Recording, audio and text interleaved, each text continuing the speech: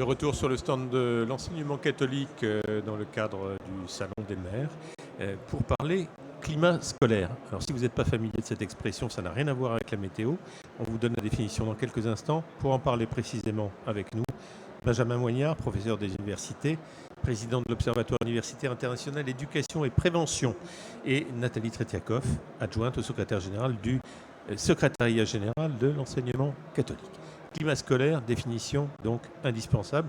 Ce n'est pas la température moyenne ambiante dans les classes, ce n'est pas la mesure du bien-être à l'école, encore que ça s'en rapproche un tout petit peu. En tous les cas, ça a quelque chose à voir. C'est quoi, Benjamin Moignard? Alors bonjour d'abord, merci de votre invitation. Le climat scolaire, ça renvoie au jugement qu'ont les élèves, les familles, les personnels de l'état de la vie dans l'établissement et puis des conditions dans lesquelles on travaille dans l'établissement. Voilà, c'est des recherches qui sont nées dans les années 80 aux États-Unis d'abord et puis qui sont arrivées en France à la fin des années 90 et qui essayent de comprendre comment est-ce qu'on peut trouver les conditions pour améliorer la réussite des élèves. Et cette notion de climat scolaire, elle essaye d'appréhender ces éléments de contexte d'un point de vue un petit peu complexe, systémique, on dirait, avec plusieurs éléments qui s'articulent les uns aux autres pour faire climat scolaire. Si je reprends néanmoins ma comparaison météorologique, on est plus dans le ressenti que dans la température. On est complètement dans le ressenti. On est complètement dans le ressenti parce que c'est ça qui compte pour savoir ce qui va faire ou non plus ou moins réussir les élèves. La manière avec laquelle ils vivent l'école, la manière avec laquelle ils sentent qu'ils peuvent travailler ou non, la manière avec laquelle ils se sentent respectés par les enseignants. C'est ça qui va peser. Et c'est pour ça que ces travaux vont évidemment avoir quelques éléments objectivables sur certains aspects, mais vont dépasser ces seuls éléments objectivables pour s'intéresser aussi au ressenti. Alors on va revenir sur les éléments objectivables et sur les éléments de manière générale d'ailleurs qui font le climat scolaire. Nathalie Tretiakov, c'est une donnée, ce sont des données importantes quand on est dans la partie, c'est-à-dire dans l'enseignement en l'occurrence catholique, et qu'on est responsable comme vous à haut niveau dans cet organisme. Oui, tout à fait. C'était important pour nous quand on a pris contact avec Benjamin là, pour un peu monter un groupe de recherche et d'enquête auprès de nos établissements sur le climat scolaire. Ce qui était important pour nous dans le cadre de notre projet spécifique, c'est de se dire que c'était un moyen qui rejoignait bien notre préoccupation d'une éducation intégrale. C'est-à-dire que ce qui fait l'apprentissage, ce qui fait la qualité plutôt d'un établissement scolaire, c'est pas que les réussites aux examens, c'est pas que le savoir, mais c'est bien un ensemble de choses qui font que les élèves se sentent bien, en confiance, du coup réussissent. Et on sent bien que cette réussite, elle ne dépend pas que de la qualité d'un enseignement ou que de l'attention d'un élève. Voilà, que c'est bien plus que ça. Et que de la qualité relationnelle entre les adultes dépend aussi la qualité de la réussite des élèves, relationnelle entre eux évidemment, mais on sentait bien que c'était un tout. Et puis je dirais une dernière chose par rapport à l'élément de climat que vous avez donné sur le ressenti.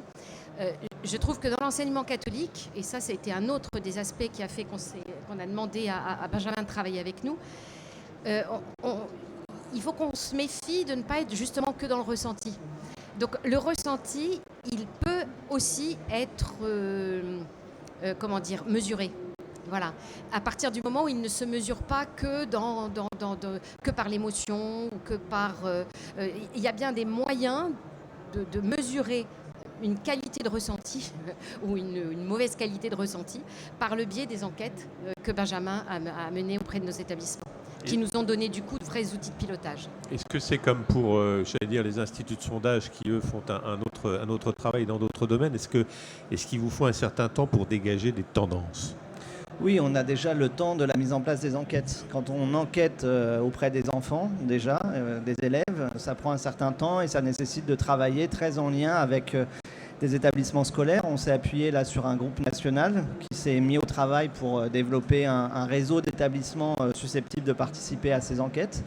Et puis après, les mettre en place, former les personnes à administrer ces enquêtes, c'est le terme consacré. Donc très concrètement, à les passer dans la classe avec les élèves.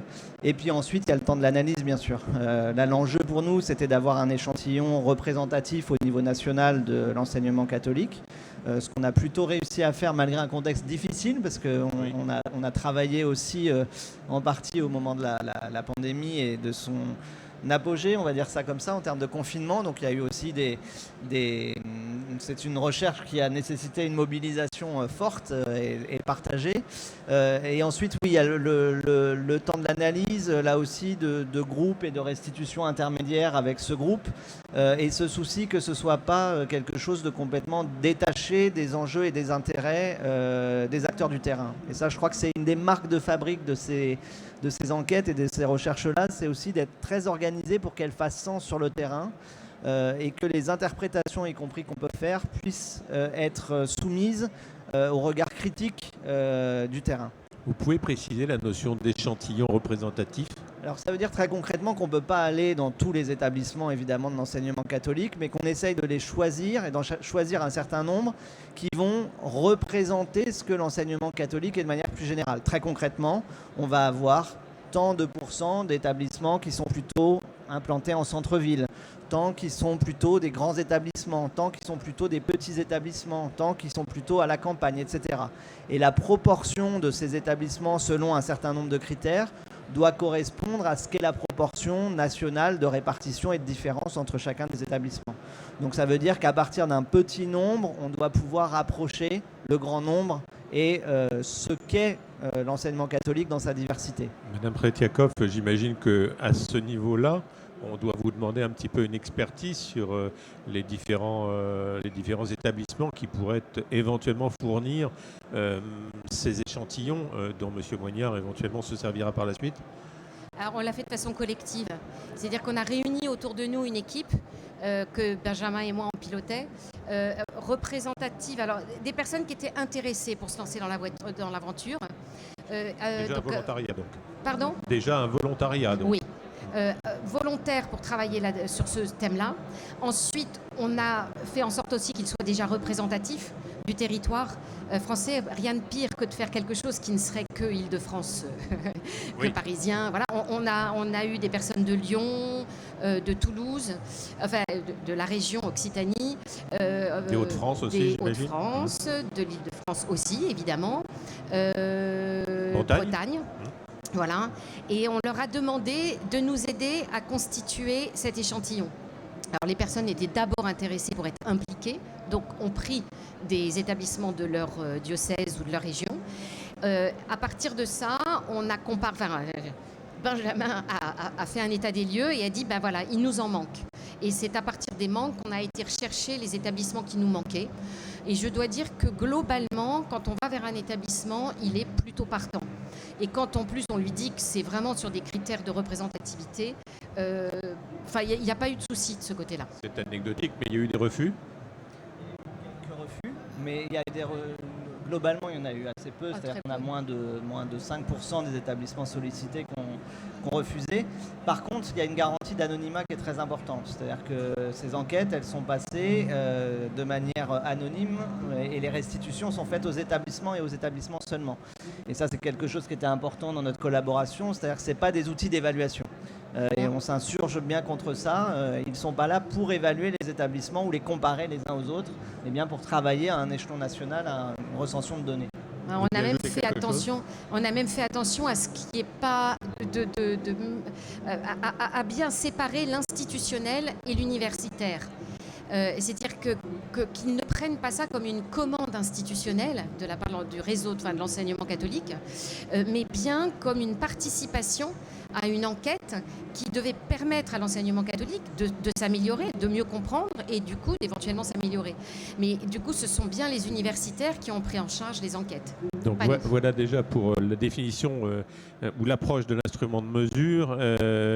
Est-ce qu'on peut dire, Monsieur Moignard, à partir de quel moment on a commencé à s'intéresser au climat scolaire? C'est en liaison avec quoi? C'est pas né comme ça par l'opération du Saint-Esprit, si je puis me permettre cette expression dans cette enceinte, mais c'est bien né de quelque chose, d'un constat Oui, c'est Ou né d'un manque.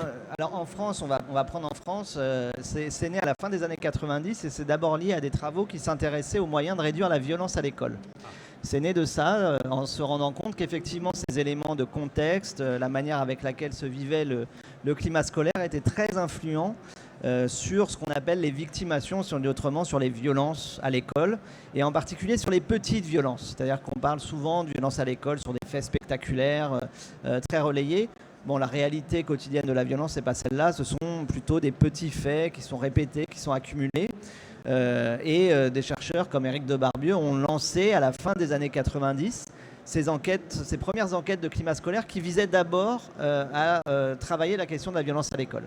Et puis, les enquêtes se faisant et s'accumulant, on s'est rendu compte que le spectre d'intervention du climat scolaire et la manière avec laquelle ça pouvait influencer certaines problématiques était beaucoup plus large. Et ça a d'abord été sur le décrochage scolaire. On s'est rendu compte que plus le climat était bon, moins il y avait de décrochage scolaire, toutes choses égales par ailleurs. Et puis on en est venu à se rendre compte qu'en termes de réussite à l'école, c'était un élément important. En gros, depuis le milieu des années 2010, on a des travaux qui ont vraiment mesuré ça, c'est-à-dire le fait que ce climat scolaire avait une influence réelle sur la réussite des élèves. Il y a une petite nuance à apporter et qui pourra peut-être intéresser les auditeurs, c'est que cette question du climat scolaire, elle est d'autant plus importante que les établissements ont des publics qui sont mixtes, des publics et une composition sociale des établissements qui est plurielle. Dans les établissements élitistes qui n'accueillent que certaines catégories sociales très privilégiées, l'influence du climat scolaire est très réduite. Elle va avoir un impact sur les questions de harcèlement, par exemple, mais elle n'aura pas d'impact sur la réussite parce que les élèves réussiront dans tous les cas. Et on pourrait presque dire qu'ils n'ont pas forcément besoin d'un environnement scolaire particulier pour le faire. En revanche, dans des établissements avec des publics plus mixtes, voire avec des publics plus défavorisés, le poids du climat sur la réussite est déterminant. Il est extrêmement important. Ça veut dire très concrètement qu'un élève qui évolue dans un établissement scolaire avec un climat défavorable va moins bien réussir que s'il était dans un établissement avec un climat scolaire favorable. Ça paraît assez logique quelque part. C'est très logique, mais la nuance, c'est comment est-ce qu'on arrive à faire que cette logique s'impose dans les établissements scolaires. Ce n'est pas le cas aujourd'hui, puisqu'on constate bien que d'un établissement à un autre, on a de fortes différences. Et dans l'ensemble des établissements de l'enseignement catholique, quel est, j'allais dire, le profil majoritaire? Le profil majoritaire, c'est de la mixité? C'est beaucoup de mixité? Ça va beaucoup. Je dirais qu'il n'y a pas de profil type. On a une réputation, hein.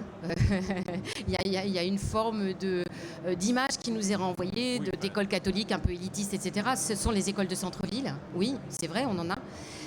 Mais on n'a pas que ça, et on a des écoles rurales avec une... Oui, c'est ça, c'est Saint-Jean-de-Passy contre le CFA de Poissy, quoi. Par exemple. Voilà. On a par exemple cette année des établissements qui sont placés en éducation prioritaire. Donc on a une mixité et on souhaiterait même la développer, on va vous dire, parce qu'on serait encore plus en phase avec notre projet. Et du coup, ce qu'a dit Benjamin quand il est venu présenter les résultats de l'enquête avec les directeurs diocésains notamment, a été extrêmement... c'est mobilisant pour nous de savoir qu'en fait, la qualité du climat dépendait aussi de la mixité des publics accueillis. Ben, c'est un levier pour nous. Voilà, et c'est peut-être un levier justement pour pouvoir inciter à une plus grande mixité. Quels éléments, Benjamin Moignard, sont indispensables à réunir pour prétendre mesurer correctement un climat scolaire? Pour le mesurer ? Oui. Alors pour des enquêtes qui permettent de le faire visent à ça. Oui. Les conditions, c'est qu'on ne soit pas dans une situation de crise ou de tension dans l'établissement. C'est-à-dire que ce qu'on vise à travailler, à photographier, c'est le fonctionnement ordinaire d'un établissement. Typiquement, pendant la crise Covid, il y avait des moments où il n'était pas question d'aller passer des enquêtes parce qu'à ce moment-là, on ne mesure pas le climat, on mesure les conséquences de la pandémie, par exemple. Donc un des enjeux, c'est d'être sur ces aspects-là de fonctionnement assez ordinaire.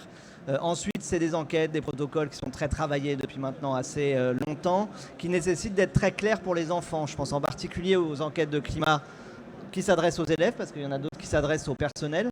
Mais pour les élèves, l'un des enjeux, c'est que ce soit immédiatement compréhensible par eux, et puis sur des durées et des temps relativement courts. Concrètement, c'est 30 minutes, une enquête par questionnaire autour du climat scolaire, 30 à 40 minutes.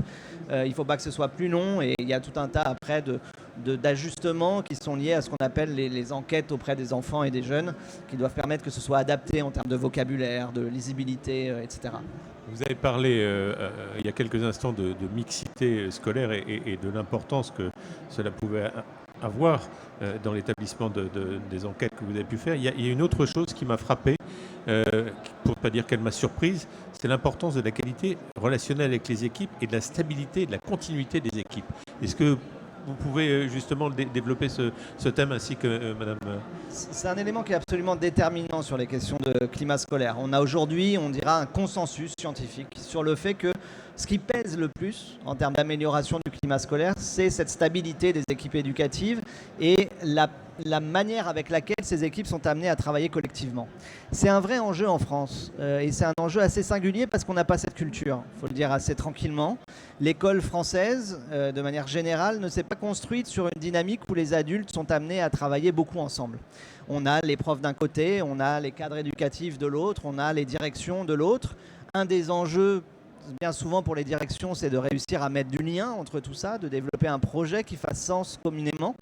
Mais pour le dire un peu vite, la culture française n'est pas forcément tout à fait encline à favoriser ces éléments-là. C'est dans les enquêtes internationales ce qui souvent nous pose problème. On a d'autres pays qui ont d'autres organisations qui font que c'est plus stabilisé. Alors l'enseignement catholique a une particularité par rapport à d'autres scolarités qui, sur cet enjeu-là de la stabilité des équipes, parce qu'elle a une modalité de recrutement qui est différente que ce qu'on peut avoir sur d'autres établissements. Reste que, globalement parlant, cet enjeu du travail d'équipe reste un enjeu tout à fait déterminant sur les modalités à partir desquelles on peut améliorer le climat scolaire. En gros, c'est ce qui pèse le plus. On appelle ça en statistique, c'est une influence sur la variance. Donc c'est ce qui pèse vraiment le plus comparé à d'autres aspects du climat scolaire. Très concrètement, ça veut dire quoi? Vous avez une équipe qui a un fort turnover et où les gens et les adultes ne savent pas travailler ensemble, le climat scolaire sera dégradé, quoi qu'il en soit. C'est de l'environnement dont on est en train de parler, plus que des programmes, de la pédagogie, de ceci ou de cela. C'est un vrai plus, je veux dire, dans l'expertise qu'on peut avoir de l'éducation au sens large, de l'enseignement au sens large, non? Ah, complètement. Moi, j'en suis convaincue et ça va bien dans le sens de l'éducation intégrale. C'est de se dire que l'école ne se réduit pas à la transmission des savoirs, aux apprentissages, et qu'il y a toute une qualité éducative et pédagogique à bâtir autour qui est excessivement importante. Et pour rebondir sur ce que vient de dire Benjamin, il parle de la qualité relationnelle des adultes, de la stabilité des équipes. J'ai envie de le dire parce que ça nous a amusés, c'est pas tellement amusé, interpellé. C'est que Benjamin nous disait que vous avez une chance qui est la stabilité des équipes chez vous, sauf que parfois c'est un peu trop de stabilité. Et qu'en fait on peut retrouver une problématique relationnelle. Vertu, vous voulez dire? Le changement a ses vertus, vous voulez Voilà, dire? exactement. Et en fait, il nous a fait prendre conscience que trop de stabilité nuit aussi au climat. C'est-à-dire que des équipes qui ont du mal à fonctionner au bout d'un certain moment ou parce qu'elles ne fonctionnaient pas, mais qui restent du coup très longtemps ensemble, ont aussi un impact sur la qualité relationnelle de l'établissement. Question de mesure et d'équilibre, donc finalement, en tout état de cause. Sur cet aspect, en fait, la question, c'est comment cette question des équipes, dans cette question des équipes, les modalités relationnelles entre les adultes va peser très très fortement. Ça aussi, c'est quelque chose... Précisez ce que vous entendez par modalité relationnelle. Comment des profs vont s'entendre les uns avec les autres. Deux profs qui travaillent dans le même bahut pendant 15 ans et qui ne peuvent pas se voir, ça va porter atteinte à l'ensemble de l'équipe. C'est pas bon pour le climat. C'est pas bon du tout et surtout ça s'inscrit dans le temps et ça va dépasser le seul cas de ces deux-là. Ça, c'est un élément qui est important parce qu'on a souvent tendance à considérer les questions de climat ou plus largement de réussite à l'école ou non, seulement du point de vue de ce que vont faire les élèves ou pas faire les élèves. Et donc, on va se concentrer sur les élèves, les élèves, les élèves. Il faut évidemment se concentrer sur les élèves. Mais les adultes ont une très forte responsabilité sur les conditions qu'ils mettent à la disposition des élèves pour ce faire. Et dans une équipe où il va y avoir des dimensions et des conflits très forts entre les adultes, alors les impacts sur la scolarité que vivront les élèves de cet établissement seront très forts en termes de réussite à l'école, mais aussi en termes de harcèlement, par exemple. Des équipes qui dysfonctionnent et dans lesquelles il y a des très forts conflits entre adultes, ce sont aussi celles où il y a le plus d'enfants qui sont victimes de harcèlement au sein de ces mêmes établissements. Donc cet enjeu-là de comment on travaille en équipe, c'est pas juste une question de management, c'est pas juste une question de comment on s'entend ou on s'entend pas. C'est quel cadre on fixe pour la scolarité des élèves qui évoluent dans ces établissements. Parce qu'on est bien d'accord que, je force un peu le trait, mais qu'un étudiant ne peut pas excuser ses mauvais résultats par le fait que la prof d'histoire et de maths ne peuvent pas s'entendre.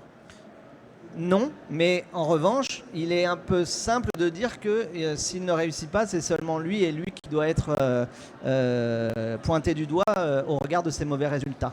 Quel est le poids du projet pédagogique et des résultats ou de la réputation de l'établissement dans le climat scolaire ? Je ne mesure pas ça, je ne sais pas. Mais pardon pour la question un peu provocatrice, mais qu'est-ce qui est le moins évident dans ce que vous dites ? Que les équipes soient bonnes et stables et que ce soit bien pour tous, ça a l'air d'aller un petit peu de soi. Que de bons résultats concourent à la perception d'un certain bien-être scolaire aussi, non ? Oui, mais sauf que ça peut aller de soi, mais ce n'est pas comme ça qu'est organisé le système éducatif français. Aujourd'hui, on a des établissements qui sont situés dans les zones les plus défavorisées, qui sont y compris dans des situations de ségrégation forte, et ce sont là que les équipes sont les moins stables. Ce sont là que les équipes se renouvellent le plus. Ce sont là que les équipes ont le moins d'appui en termes de cohésion collective. Parce que quand on renouvelle tous les 2-3 ans les directions, c'est compliqué de faire équipe. Donc ce qui peut sembler aller de soi n'est pas le fonctionnement ordinaire de l'école en France. L'enseignement catholique a cet avantage comparativement à d'autres enseignements que de pouvoir plus localement gérer et structurer des équipes. Certains établissements de quartiers populaires n'ont pas ce luxe-là. Et donc, on peut dire que ça va de soi, sauf que le système et l'organisation de notre système éducatif dans son ensemble ne va pas dans ce sens-là. Dans l'étude que vous citez, que j'ai parcourue, que je n'ai pas lue et que j'ai parcourue, il y a 7 points qui apparaissent comme des marqueurs de la qualité du climat scolaire. On a évoqué la stratégie d'équipe, il y en a un certain nombre d'autres. Vous pouvez nous les rappeler brièvement ? Alors, dans les autres points, pour aller un peu vite, il y a la question de la justice scolaire et de la manière avec laquelle les élèves et les familles vont appréhender la justice du point de vue à la fois de tout ce qui est sanction, punition, et du point de vue aussi de tout ce qui va être de l'ordre de l'évaluation. La justice des notes, est-ce qu'on est noté correctement, etc. Ça, c'est le deuxième, on dira, levier d'amélioration du climat scolaire. C'est un élément qui est très important. Dans une école où les élèves considèrent que les punitions sont très injustes ou que les résultats ne reflètent pas la réalité de leur travail, le climat scolaire sera assez largement détérioré. Ces deux points-là, les équipes et la question de la justice scolaire, c'est ceux qui sont le plus influents et le plus incidents sur le climat. Après, on en a 5 autres, effectivement, qui vont être moins incidents, même s'ils sont importants. C'est comment est-ce qu'on travaille à la prise en charge des violences à l'école. C'est comment est-ce qu'on travaille à ce qu'on appelle le travail avec les familles, la coparentalité ou la coéducation, comme le terme est très utilisé en ce moment. Comment on travaille sur les questions de qualité de vie dans l'école qui renvoient au bâti, à la gestion des flux, etc. Quelles sont les formes de pédagogie qui sont utilisées et mobilisées en particulier ? L'amélioration ou la détérioration du climat scolaire, ça passera nécessairement par un de ces facteurs-là. Ça passera par ces facteurs-là, exactement. Et c'est ces facteurs-là que la recherche a identifiés comme étant déterminants. C'est aussi par ces facteurs-là qu'on peut rentrer dans les établissements pour favoriser des actions un peu concrètes autour du climat. Parce que quand on dit le climat juste comme ça, de manière un petit peu lointaine, c'est pas évident à saisir. Il faut qu'il y ait des angles pour pouvoir le saisir. Ces questions-là, par exemple, sur la justice scolaire, sont très concrètes. Sur les pédagogies coopératives, sont très concrets. L'étude que vous avez faite est une étude qui permet une vue générale. On pourrait l'imaginer établissement par établissement ou pas ? Alors on a fait des restitutions établissement par établissement, c'est-à-dire qu'on a travaillé sur notre échantillon, c'était un des engagements aussi dans la manière avec laquelle on a construit ces échantillons, que de rendre compte à chaque établissement à partir d'un dossier de restitution, d'un temps de restitution et d'une analyse localisée de ce que les résultats disaient de l'établissement lui-même. Là, et ces enquêtes-là et ces aspects-là, on les a transmis et travaillé qu'avec les établissements concernés.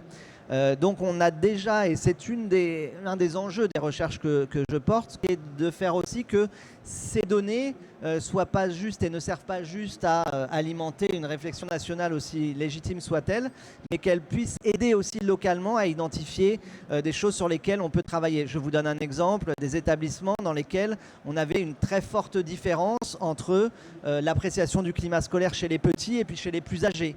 Et ça, c'est des choses qu'on a pu fixer et on a pu comprendre avec les équipes comment ça se faisait et essayer de peser là-dessus.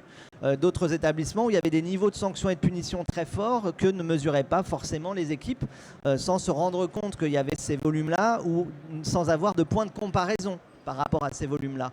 Donc ces enquêtes, quand elles sont prises aussi au niveau local, elles peuvent être des appuis au pilotage, même si ce n'est pas leur seule finalité. Ce sont des études qui se sont révélées des outils importants, Madame Tretiakov. Il y a eu des surprises, disons-le clairement. Il y a eu des choses qui se sont, on va dire, confirmées, mais est-ce qu'il y a matière à tirer des enseignements, c'est-à-dire à peut-être susciter des changements ici ou là? Ah oui. Oui. C'était même la volonté de départ, en fait. Quand on a rencontré Benjamin, on l'avait fait intervenir dans un congrès. Et ce qu'il nous avait dit du climat, parce que quelques établissements déjà de notre réseau avaient été enquêtés, nous avaient intéressés, interpellés. Et moi, ce qui m'intéressait dans la mise en place de ces enquêtes à un niveau plus important, c'était justement qu'on en fasse un enjeu de pilotage. Et du coup, on a appelé le groupe d'ailleurs Climat scolaire et gouvernance. L'idée, c'était à la fois que l'établissement enquêté puisse s'en servir comme un outil de pilotage, le chef d'établissement et ses équipes, hein, et d'où l'importance des restitutions personnalisées aux établissements, et en même temps que l'enseignement catholique, d'un point de vue national, puisse piloter pour tous une réflexion sur les types de changements que ces enquêtes nous avaient amenés à initier. Alors on en est au tout début, oui. Mais en même temps, voilà, il y a plein de petites choses, plein d'éléments qui nous ont sauté aux yeux et dont on sait aujourd'hui qu'il faut qu'on s'en saisisse. Et d'ailleurs, certains établissements ont dû commencer à le faire, hein, puisque certains, le fait d'avoir été enquêtés a lancé une dynamique. Et on trouve que c'est important. Et du coup, la restitution qu'on a faite au directeur diocésain en septembre, qui était une première forme d'aboutissement des enquêtes, c'était bien aussi cette volonté de déclencher une dynamique pour l'enseignement catholique, d'évolution, de changement, comme en plus on est en démarche prospective, ça allait bien dans ce sens-là. Et on voit bien que l'écho que ça renvoie nous dit qu'on ne s'est pas trompé. En fait, ce qui est intéressant, c'est de s'appuyer sur, même si on est du côté du ressenti, on a des enquêtes qui relèvent des faits.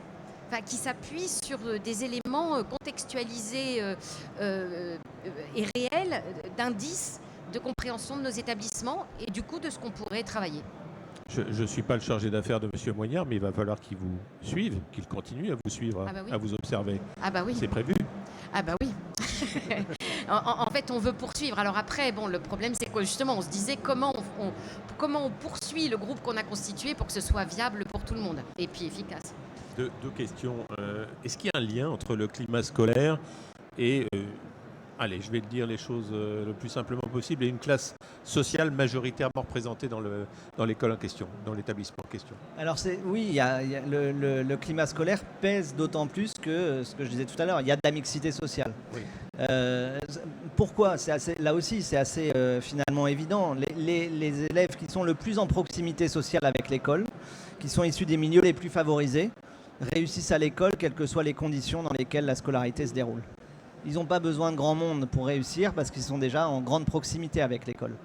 Les élèves qui sont plus éloignés de la culture scolaire, tous les enjeux qui vont être relationnels, le sentiment de sécurité, le sentiment d'être accompagné dans son travail, etc., ça va peser plus parce que c'est déterminant pour essayer de finalement réussir à prendre le train de la culture scolaire et de la manière avec laquelle l'école propose des normes, des cadres, des éléments aussi en termes d'apprentissage évidemment. Est-ce qu'il y a un intérêt à prendre la mesure du climat scolaire dans un établissement pour filles, pour garçons, mixte? C'est quelque chose qui peut être intéressant ou qui n'a pas véritablement d'intérêt? Alors, j'ai jamais fait d'enquête dans des établissements seulement pour filles ou seulement pour garçons. Donc, j'ai pas de données par rapport à ça. Ce que je sais en revanche, c'est que les filles et les garçons vivent pas forcément le climat scolaire de la même manière et qu'y compris, c'est des choses qu'on regarde. Et dans certaines restitutions, on a identifié que les filles vivaient moins bien l'établissement que les garçons ou inversement. Donc il y a effectivement des questions par rapport à ça qui peuvent se poser plutôt à l'intérieur, et moi je l'ai travaillé plutôt à l'intérieur d'établissements mixtes. J'ai pas de données sur que filles ou que garçons. Ça pourrait être intéressant évidemment à enquêter, mais ce qui est sûr, c'est que c'est un élément qu'on prend en compte dans la manière avec laquelle on analyse les établissements dans lesquels on travaille. Et dernière question, si on devait faire la synthèse, c'est toujours difficile, mais la synthèse d'une étude comme celle que vous venez de mener, on aboutirait à une note de combien pour l'enseignement scolaire catholique, de 1 à 10? Oh non, ça je m'y risquerai pas. Le piège est trop largement tendu. Dommage. Non, d'autant que, comme le disait Nathalie tout à l'heure, il y a une image de l'enseignement catholique qui ne correspond pas forcément à sa diversité. Et donc, il faut être un peu nuancé dans la manière avec laquelle on considère et on définit l'enseignement catholique. Et je vais le dire très tranquillement. Moi, y compris en termes de sociologue, avant de le travailler, je n'imaginais pas la diversité des contextes et des publics qui étaient marqués dans l'enseignement catholique. Et je pense que le piège est serait surtout d'opposer l'enseignement catholique à d'autres formes d'enseignement. Moi, ça, je ne m'y risquerais pas. Ce que je défends, en revanche, c'est bien le fait qu'il y ait une préoccupation partagée pour favoriser la réussite des élèves, y compris de milieux populaires, le plus possible. Madame Tretiakov, vous serez aussi prudente? Oui, complètement. Et je rejoins, même si ça m'aurait amusé qu'ils répondent à la question quand même. Ça m'aurait intéressé.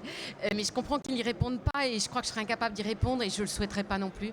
Parce que ce qui est sûr, c'est ce qu'a relevé l'enquête, ce que tu nous avais dit la dernière fois, c'est je crois qu'on tient profondément à la diversité de nos établissements tout en maintenant l'unité d'un projet. Voilà. Donc je pense qu'il ne faudrait surtout pas modéliser, essayer de voir ce qu'il y aurait, est-ce qu'il y aurait meilleur ou pas du tout. Par contre, ce qui nous a vraiment intéressé, c'est la manière dont ces enquêtes nous ont permis de mettre le point sur des éléments qu'on avait vraiment à travailler pour tous, et sans doute des éléments que certains ont plus à travailler que d'autres. Voilà. Et ça nous paraissait intéressant. Voilà, Merci à vous deux. Merci à vous deux d'être passés sur le stand de l'enseignement catholique. Bon après-midi.